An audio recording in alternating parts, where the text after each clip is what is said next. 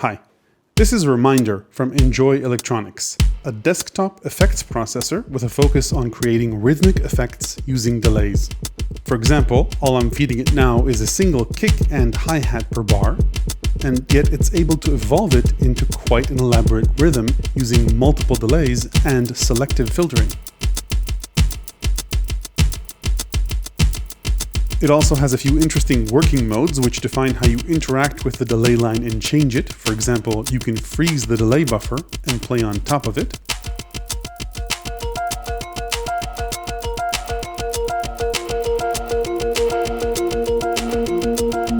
A unique aspect of REmindER is that on top of it being stereo, it's also quadraphonic if you want it to be, meaning that it can distribute delay taps across a room in quite a few interesting ways.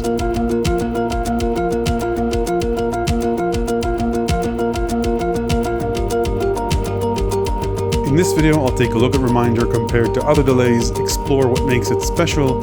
More of this jam at the end of this video. Let's get started.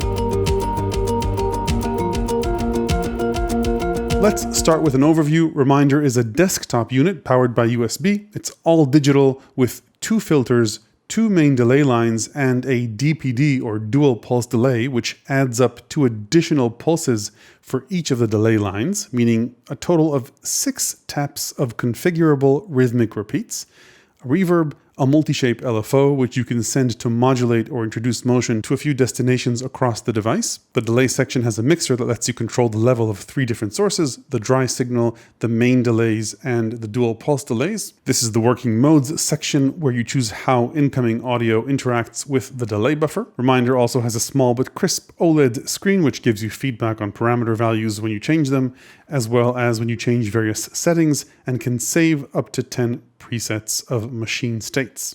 The enclosure is metal, the sides are wood, the overall build feels very solid with no wobble on the knobs, and despite all that, it's not too heavy. From a connectivity perspective, REmindER has 2 foot switch inputs that can be assigned to one of 3 toggle options. It can also detect expression, so that may open up other possibilities in the future. It has 5-pin MIDI in, out, and through, currently all only for clock. REmindER has a USB port for power, MIDI, and firmware updates, and it also works as an audio interface. I experienced quite a bit of computer noise when powering it with a computer, so it's best to power it with an external adapter or with one of those USB dongles or splitter cables that let you split power and data. That worked for me here to get rid of noise generated by a computer. It has 2 1/4-inch inputs in case you have a stereo signal coming in, but it will duplicate a mono signal if you like. Finally, it has 4 outputs, 2 main outputs, and an additional pair which can be used for a quadraphonic setup, or if you just want to process the delays separately. These outputs are not balanced, so if you experience ground noise through here, you'll need some external way to remove noise, like a DI box or an audio interface with balanced outputs. Okay, let's dive in and look at the details. I'll start with the main star of the show, and that's the power delay section. REmindER's delay lines are independent of each other. The left and right delay lines allow for completely separate rhythmic timing. Each delay line supports both triplet and dotted options, which you toggle with these buttons for the left and for the right. So you could start by creating a simple dotted eighths pattern. And when I say simple, that's a relative term because it was good enough for the Edge to make this song unforgettable. But it starts to get interesting when you experiment with different delays for the left and right channels, as well as the offset option, which offsets the right delay line relative to the left one. So if this is my basic pattern, I could add a simple delay to it, then start playing around with the different offsets. If I want to create a simple ping pong delay, all I need to do is offset the right delay from the left delay by half, by 4/8. An even ping pong requires both sides to be the same, of course.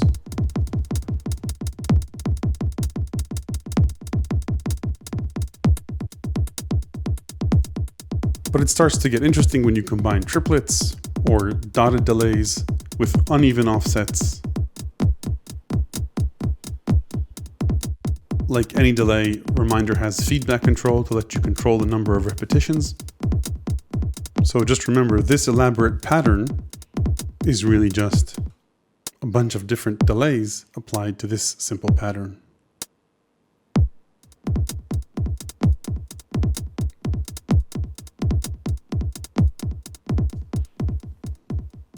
By the way, if you wanted, you could apply a completely different instrument to each side, the left and right sides, and apply different delays to each of those instruments and then combine that later on. Now, aside from the two main delays and their control over here, REmindER has what it calls the DPD, or the dual pulse delay. This lets you further increase the dynamic complexity by adding 1 or 2 pulses or copies of each of the delays in one of 7 equal locations between the main delay repeats.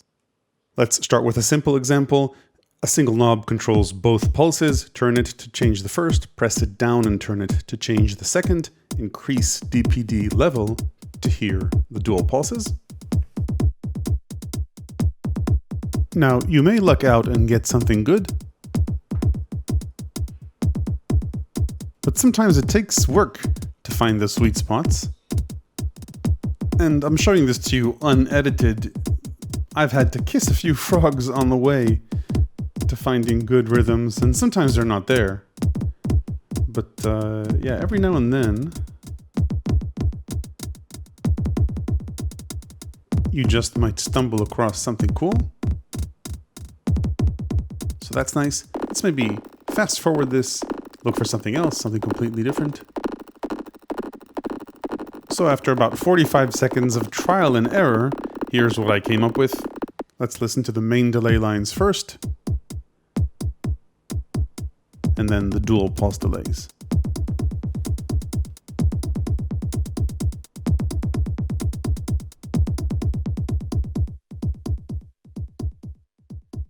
Each of the delay lines gets 2 pulses, so I guess you could call that 6 delays or taps or pulses in total. This is as good a time as any, I guess, to talk about the VU meter. Let's turn these down. You've got 3 things going on here. So the bottom triangles represent the left and right signal, the levels of left and right signal coming in.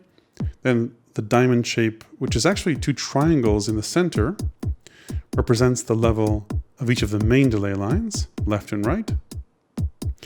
And then the top triangles, you guessed it, represent the levels of the left and right DPDs.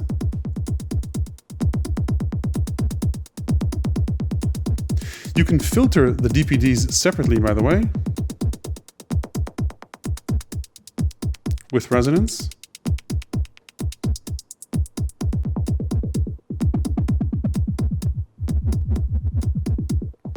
And then there's the main filter, which is applied to the entire signal, either pre or post processing. So the main filter can apply to what's coming in, into the delays, or what's coming out of the delays if you hit the post button. It may not sound that different, but if you freeze a delay line, which we'll talk about later, you can then go ahead and process the incoming audio differently. And resonance applies to both filters, to both the main filter and the DPD filter. So you can hear those resonant plucks. And if I lower it, resonance is gone on both. We're not quite gone, but almost gone. If we want to take a listen to the filters, they go from low pass counterclockwise.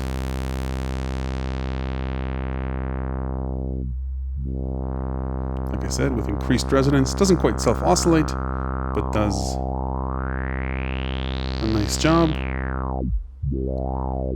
Low pass filter all the way up to 12 o'clock, where it then gets disabled and turns into a high pass filter. Again, quite nice. This is with resonance and without, or with a tiny bit, I guess. Resonance isn't applied in the center position. So if we bring up resonance, you won't hear it unless we just move this a little bit to the left or to the right.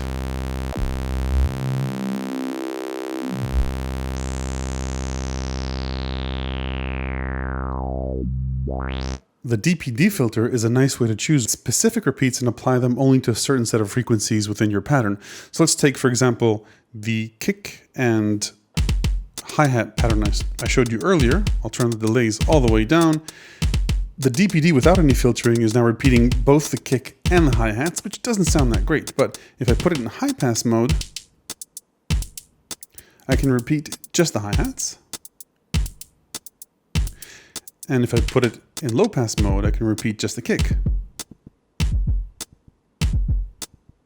Which I think is a really nice way to pick and choose which parts of the spectrum you want to repeat with the DPDs, then leave the other repeats for the main delay lines. Let's move on to the working modes. These might seem a bit complex to begin with, especially with the icons on board that are a bit hard to see and figure out, but the names of the working modes are also clearly written on screen as you change them. And a way to simplify this is looking at them as 4 different modes with 2 different options for each mode. Automatic options on the left side and manual options on the right side. Working modes, like I mentioned earlier, are ways that you interact with the feedback buffer or with the delay line. And the 4 options, like I mentioned, either manual or automatic, are to add to the delay line, to change it, to talk over it, meaning suspend it temporarily, place something on top of it, and then bring it back in, or another add mode, which is fractional add. So again, manual options on the right, and the same 4 options automatic on the left. The simplest one is normal, which is how all delays typically work. Anything that you play into REmindER just gets added to the feedback or to the delay line, which I can increase or decrease.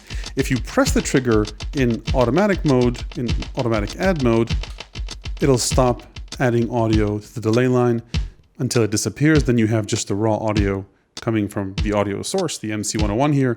When I remove this button, the audio gets automatically added into the feedback loop. The flip side is exactly the opposite, manual add. Nothing gets added to the delay loop unless you press the trigger. If you leave it, again, nothing gets added. This is a great way to create interesting drones and then play on top of them. Just take this basic sound, push feedback all the way, add it to the buffer. I could then play on top of that. But if I wanted to add this note, just hit add. That gets layered on top of the buffer. I can keep playing.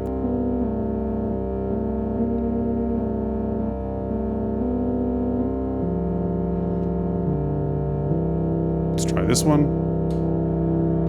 Add that. And continue to go on, building a drone, playing on top of it. Then when I'm done, just let it fade out. So that's add, both manual and automatic. Next option is change. It has automatic and manual options as well. Let's go back to our drone and try to change it manually. So the buffer is empty now, but I could change it to this sound. And I could have pressed it longer, I guess. Then if I want to change it to something else, I could change a part of it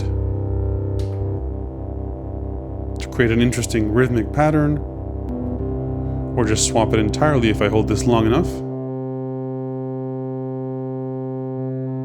The loop points aren't quite seamless. Change mode also has a flip side automatic option. This changes the buffer based on a threshold level that's set in the settings. So I need to go into setting over here, and then I could set the trigger based on a threshold. I can lower the threshold. Incoming audio is pretty low, by the way. I could always go into here and add some more gain. Okay, then go back into settings, trigger. As long as I'm above the threshold, it's fine. So now anything above the threshold will trigger a change. If I hold it long enough, I'll cover the entire buffer. Again, the loop points not quite seamless, at least in this version of the firmware. A brief change will cause a rhythmic result. Now, when you hear this looping, you may ask yourself, how big is the buffer? The answer is if you put delay times all the way to the slowest time possible and move tempo down as low as you can, which is 60, you'll get a 2-second buffer. I'm told that's as far as it goes. By the way, all of this, everything I showed you, just increase this, works with all the other options that I mentioned. So with the different delay lines, with the offsets, with the DPD.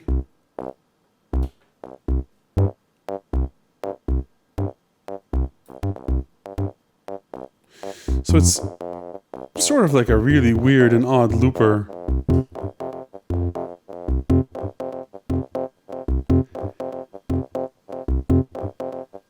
Quite unlike anything else. Anyway, we talked about change mode. Next up is talkover mode. This has an automatic option and a manual option as well. So let's fill the loop with something. And then if I move it into talkover mode, automatic will talk over the delay line when something passes the threshold.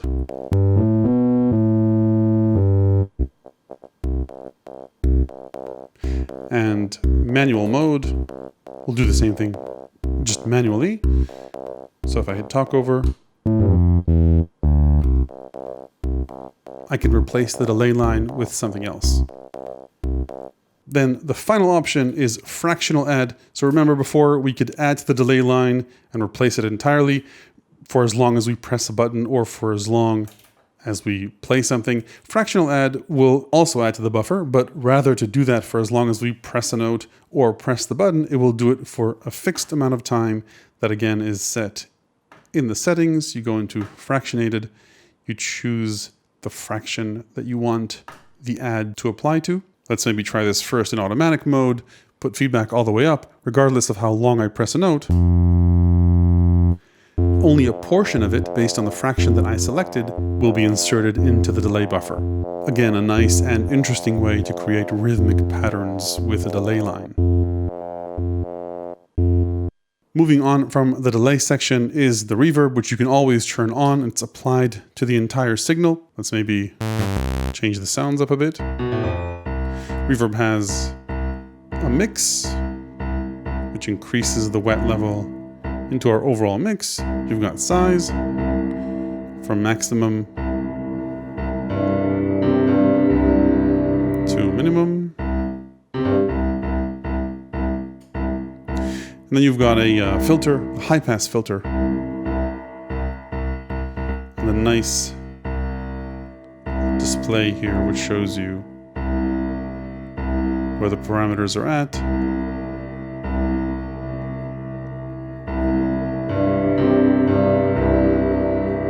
There's the default preset and then 3 additional reverb presets, custom 1, 2, and 3. You can always change the parameters on the reverbs. I won't go through this in detail, but you can see there's high pass filter, low pass filter, pre-delay time, pre-delay mix, maximum time, absorb, diffusion, and a compressor. You change the parameter, by the way, with this knob here. So if I wanted to, say, change the low pass filter, I could do that. It takes quite a bit of turning to change these parameters, but they're there if you want to mess around with them. Moving on, REmindER has an LFO which can be used to modulate a few destinations throughout the system. You select the destination by holding this encoder down and turning it, and you can see the different destinations here on screen. Let's just pick a simple one. To demonstrate this, I'll go with filter frequency. Since the filter is inactive in the middle position, I need to pick either high pass mode or low pass mode. Let's go for low pass mode in this case. Then I can choose the modulation depth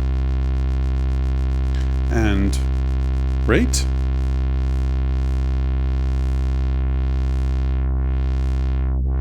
Let's add some resonance.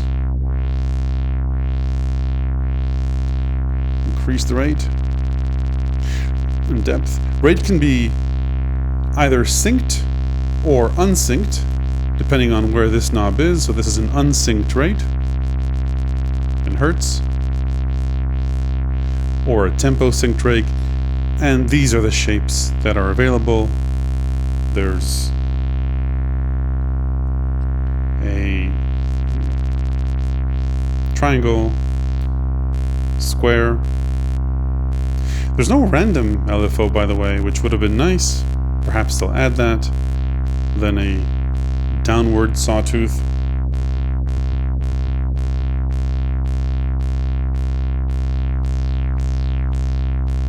And a ramp.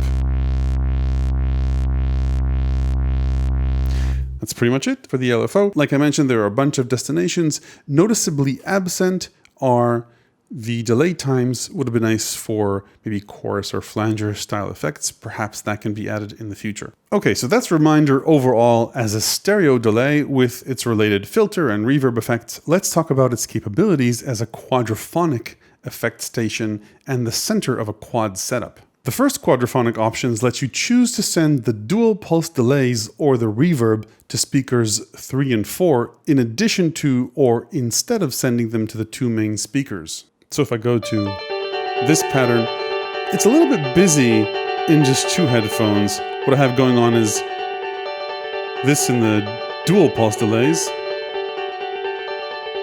Then this is the regular delay. But split up across 4 speakers, it becomes really interesting. The way to choose what gets sent to which output is using the output assign menu. Just scroll through these and choose which option you like. So by default, everything is sent out to speakers 1 and 2, to outputs 1 and 2. But you can say send the reverb just to the back of the room or just the dual pulse delay. Since this stream isn't in quad, I've panned the front of the room to the left and the back of the room to the right, so you can get a feel of what it would be like to stand in the middle of it. Obviously we lose the left and right panning, but hopefully this gives you an idea of what's going on. The second quadraphonic options, which is currently in beta and might change, lets you spin the dry and wet signals around the room separately. You access that, again, currently it's the beta, in the output assign menu. Just keep scrolling clockwise until you reach these spinning circles. So let me explain what's going on here. White represents the dry signal coming in, and the black circle represents the wet signal coming out of the power delay. You use the DPD position and the rate knobs to control these two circles. You control their speed just by turning the knob, and you control their distance from the center by pressing and turning. So that obviously is too fast. Let's just hear what a slow turn sounds like at the very extremes of the room. I'll turn down the delays, so all you hear is just the raw audio. So that's a very hard pan. By the way, it's a nice auto pan regardless of the surround effect. If I want to tame that and bring that down a bit, I can bring that circle closer to the center. And then the same applies to the wet signal. So I can increase its level first so we can hear it. And it's spinning around the room based on the motion of this black circle. I can make it spin the other way if I want. Bring it closer to the center for a less pronounced effect. Or spread it out.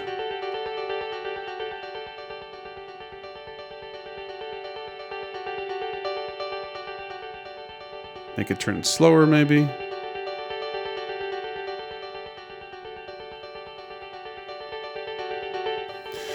So I think the experience is pretty special even in stereo, but if you were my audience now in a quad show, tickets sold whenever this coronavirus thing is over, I think you'd be in for quite a special experience.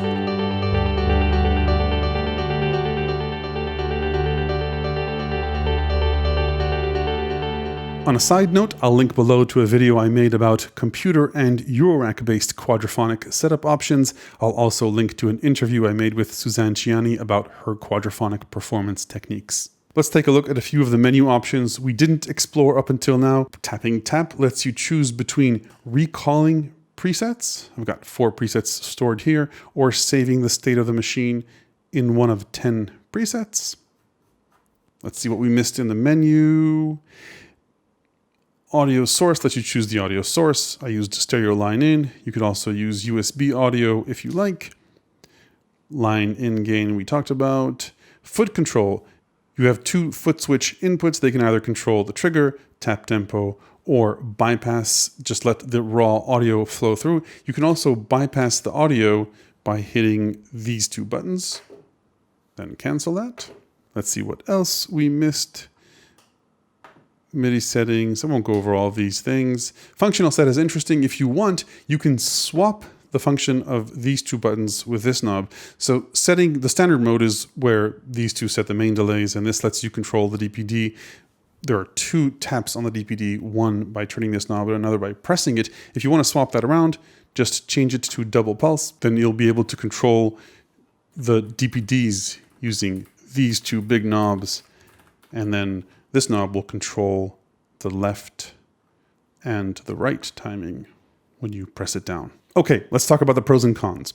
On the pros side, REmindER is designed as a delay you want to perform with an emphasis on rhythmic capabilities like none other that I've seen, as opposed to just an effect that you set and forget. Now, while REmindER can create very complex rhythms, the basics are simple and easy to use. It's pretty much knob per function with a few exceptions. The dual pulse delay is fairly unique, I think, and the hands-on approach to controlling the left and right main delay taps is just begging to explore delays as a rhythmic tool, which, when you think of, is what makes delays interesting in the first place. They create more notes for you. Where REmindER comes short in features, at least as of the current firmware, is a few other features and tricks that appear in other high-end delays beyond the core rhythmic function. For example, it doesn't have analog or tape-style emulation modes with analog-style pitch shifting artifacts. There's no reverse delay mode, and while it has an LFO, it doesn't include delay time modulations, which create nice chorus-style effects in delays. Presumably, all those tonal options may be added in future firmware updates, and all that said, REmindER isn't a slouch in the tone department with its two separate resonant filters. Beyond that, REmindER does take up quite a bit of desktop real estate compared to regular effects pedals. Now, that can be either a good or bad thing depending on what percentage of your performance bandwidth you plan to devote to what its hands-on features let you do. It's also not cheap. At 650 euros or dollars, it certainly costs more than even the higher-end delay pedals, but like I said, it's different than most other pedals with a different focus, and you do get more hands-on control here compared to smaller delay pedals. Beyond that, the working modes can be a lot of fun once you get used to them, especially when you play with different left and right taps and delay times. It's just a shame that all that is limited to a maximum delay buffer of 2 seconds. It would have been a pretty crazy looper if you could do that for longer periods of time. So I would say if you're just looking for a simple delay effect, REmindER is overkill despite its additional filter, LFO, and reverb features. However, if you're going to invest time in exploring the rhythmic structures made possible by 6 different delay lines in standalone hardware, REmindER is an excellent place to do it. Setting aside all that stereo delay stuff, if you're thinking about a quadraphonic setup, which if you perform live is a great way to add value to your audience, most of which probably don't experience quadraphonic music at home, REmindER is a clear leader if you're interested in a setup that doesn't include a computer or Eurorack system, the quad elements of which alone would probably cost you more than this. Sure, you might get more flexibility with a custom quadraphonic setup, but REmindER is as plug and play as it gets for a simple and satisfying quadraphonic experience. The only con I'll add in this respect is that the outputs aren't balanced, so if you expect to run long cables to 4 corners of a large venue, find a means to convert the non-balanced outputs to balanced ones. Finally, a feature that REmindER doesn't have but may be potentially added as a firmware update, it would be nice to send the feedback loop through an external effect. There are enough outputs to pull off send, and one of the stereo inputs can be replaced as a return. It would be nice to layer effects like filtering, distortion, or pitch shifting on top of the feedback loop in here using an external effect. So that's it for REmindER. If you want to learn more about delays, eliminating ground loops, quadraphonic setups, and a whole bunch of other electronic music ideas, tips, and tricks, check out my ever-expanding book available to the people who support this channel on Patreon. Hit like if this was useful. Don't forget to ring the bell after subscribing if you don't want to miss the next one. Thanks for watching.